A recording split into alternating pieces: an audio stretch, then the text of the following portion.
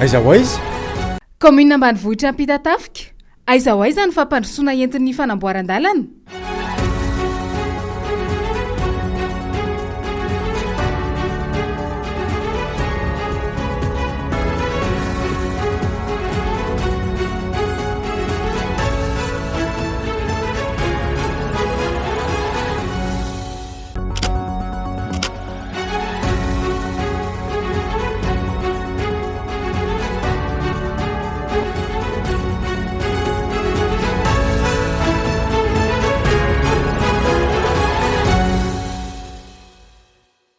Ao amin'ny distrikany Atsimon-drano no ahitana izany commune Ampitatafika izany. 10 kilometatra mialana Antananarivo renivohitra no misy azy. Mampiavaka n'ity commune ambanivohitra ity ny fisongadinan'ny fandrosoana ao aminy izay miara-dalana amin'ny fiainana ambanivolon'ny mponina. Mizara roa mazava tsara manko ny fotom-piveloman'ny mponina ao amin'izany fokontany 13 mandrafitra ny commune Ampitatafika izany. Ao ireo mbola tantsaha iringiriny izay mivelona amin'ny fambolena sy ny fiompiana ary ny asa tanana sy taozavatra. Ao kosa ireo mivelona amin'ny fandraharahana sy ny asa birao ka mamonjy fiasana aty an-drenivohitra isa-maraina ary mody ny hariva. Ao amin'ny commune ambanivohitra Ampitatafika io misy ampahandalana efa voamboatra. Nambaran'ireo mponina fa manala fahasahiranana azy ireo amin'ny fitaterana ny vokatra ny fahavitany io ampahandalana io, izay mifarana hatreo amin'ny fokontany 7 ihany izany. Ny fokontany ao aorian'io 7 io mandeha mianavaratra rehetra iny dia mbola tena fijaliana ny amin'ny mpampiasa lalana satria tsy mbola voamboatra ny lalana amin'izany. Amin'ny fahavaratra, fotaka be tsy laitra andehanana.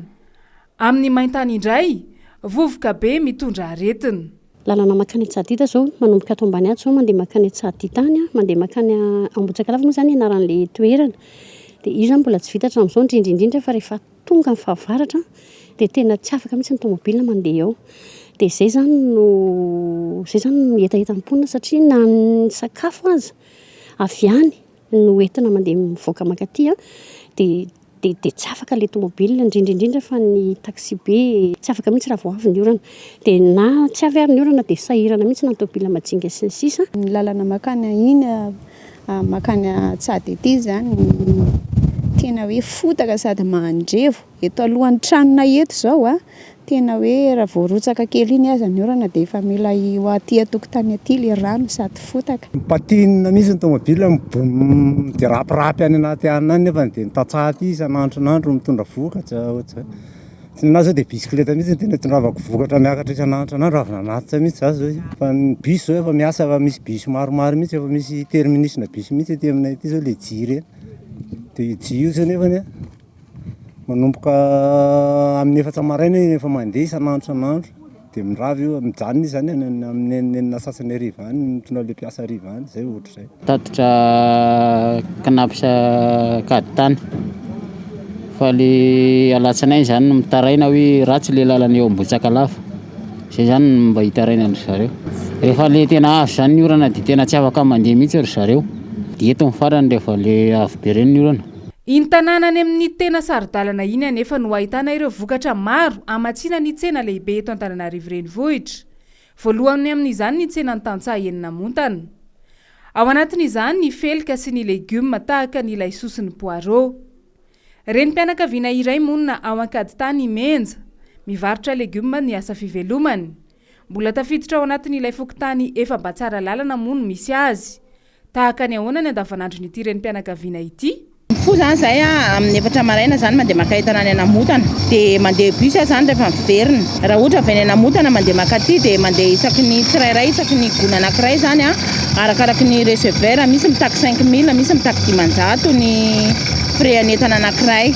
Ny anana zany faritra Ambohimangidy, Alatsinainy, Atsadita, anana poireau be da be aty, karaoty, ovy, tsaramaso, haricot vert zany alaina any Anosy na any Enamotana. Tena atahoranay zany le maraina le amin'ny faritra Namotana eo amin'ny pharmacie volanta le mandeha maraina be.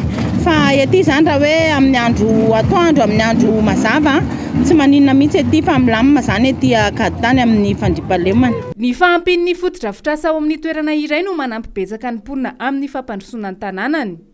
Ho an'ny ao Ampitatafika manokana, velotaraina ny tantsaha satria ny aina ho an'ny fambolena sy fiompiana mihitsy no tsy zarizary. Manana tanimbary sy tanimboly midadasika tokoa raha ny komuna ambanivohitra Ampitatafika, saingy tsy misy ny tohadrano anampiana ireo mpamboly amin'ny fanondrahana ny volon'izy ireo. Samy mitady izay vahaolana vonjimaika kely ho azy ny tsirairay rehefa hanondraka. Mamboly anana zao ity zao dia miakatra ny namotana dia varina aloha ny mety tsy maraka ny ala izy azy nefa kely le tambary le rano ty koa amin'ity aloha zao ny orana mora hafa ny orana dia fenona fa le ria tsy nanana ria sarotra be le rano hiditra eny satria tsy misy barazy le avaria tsy nanana le plimangery zao tsy vary aloha zao tsy vaky ambiaty fa atao variporika zao fanaovany azy eny raha tonga ny orana dia efa variporika fanaovany azy eny. Nanomboka ny taona 4 nahazo tombony manokana ny tantsaha teto Madagasikara.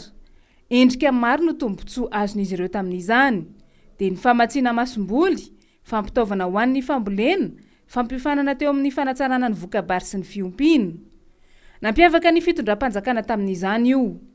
Manimanina izany tolo-tanana ho an'ny tantsaha izany ny ponina ao amin'ny fokontany Ambodirano sy ny fokontany Falerivo Ambomiadana ao amin'ny komuna Ampitatafika. Mitsapa hoe hita tsy ampy zany amin'ny akapobeany dia resaka hoe famatsiana masom-boly voafantina zany ho an'ny tantsaha mpamokatra fa ny vokariny aty zany fambolena anana voly avitra zany. Dia eo ihany koa ny fambolena vary. Fandriampahalemana zany milamindamina ihany fa ny halabotra ny tena hoe manahirana ny fiarahamonina zany. Resaka ohatra hoe mangalangalatra kely tsy tena hoe le mpangalatra fa ohatran'ny karazana hoe tsy fahampiana anoanana zany dia mangalangalatra izay voarairainy eny ny olona dia. Tanjona tamin'ireny fanomezana tosika manokana ny tantsaha teo anelanela ny taona 4 ka hatramin'ny taona 5 ireny ny ampiakarana ny farimpiana ny vahoaka malagasy izay tantsaha avokoa ny 20 isan-jatony. Ny arahana hita nefa ny zava-misy teto amin'ny firenena. Taorian'ny taona 5 ary Aiza ny farimpiana ny ponina ao amin'ny komuna Ampitatafika ankehitriny. Tena mikaikaiky aloha zany ny ray aman-dreny indrindra manokana ho an'ny école privée satria ny école privée sasatsasany na nisy ary ny tao anatin'ny fiuboana na lo foana ny écolage amin'ny fampidirana an-tsekoly ny ankizy dia tena mazoto ny ray aman-dreny fa ny eto manana zany no azo lazaina hoe sahirana ary tena sahirana vao mahita n'le resaka ara-bola. Dobo fatsakana efa hatramin'ny fahagola no akan'ny ponina rano fisotro madio ao amin'ny fokontany Falerivo Ambomiadana komuna Ampitatafika io. Nisy ihany ny popon-drano avy amin'ny fitondram-panjakana tamin'ny 15 taona lasa izay, saingy tsy misy mampiasa intsony ny ankamaroany izany ankehitriny noho ny fahasimbany. Aiza ny fikojakojana ireny fananapokon'olona avy amin'ny fitondram-panjakana ireny? Ny herinaratra aloha misy fa ny délestage koa misy matetitetika. Dia eo ihany koa zany resaka hoe rano fisotro madio tsy misy. Ohatran'izao zao ny anay poiny ampiasanay io dia nefa ny efa anankiroa dia mbola tsy ampy fa mivadika maloto le izy rehefa tonga ny vanim-potoana ohatran'izao dia sarotra be ilay ahitana rano fisotro madio zany. Ny olana ihany koa zany amin'ny fambolena vary ny fahitanay azy dia miresaka hoe rano. Ny rano zany tena tsy ampy dia mijaly ny olona amin'ilay fambolena vary. Fiompiana ihany koa misy ihany koa ny fiompiana fa eo ihany koa ilay tsy fahampiana na resaka hoe fanamboarana zany ny resaka hoe moderna sy ny sisa. Famatsiana rano fisotro madio, famatsiana rano andrana ny tanimboly sy ny tanimbary, fanamboaran-dalana, ireo no tena maharary ny ponina ankehitriny ao amin'ny fokontany maro mandrafitra ny komuna Ampitatafika. Ireo anefa ny tena vaindohan-draharaha ny fitondram-panjakana teo anelanela ny taona 20 ka hatramin'ny taona 20. Aiza izany ankehitriny?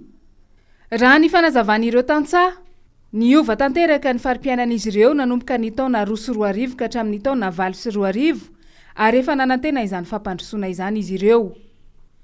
Mety ho aiza raha ity komuna Ampitatafika ity raha tsy nisy ny fanonganam-panjakana.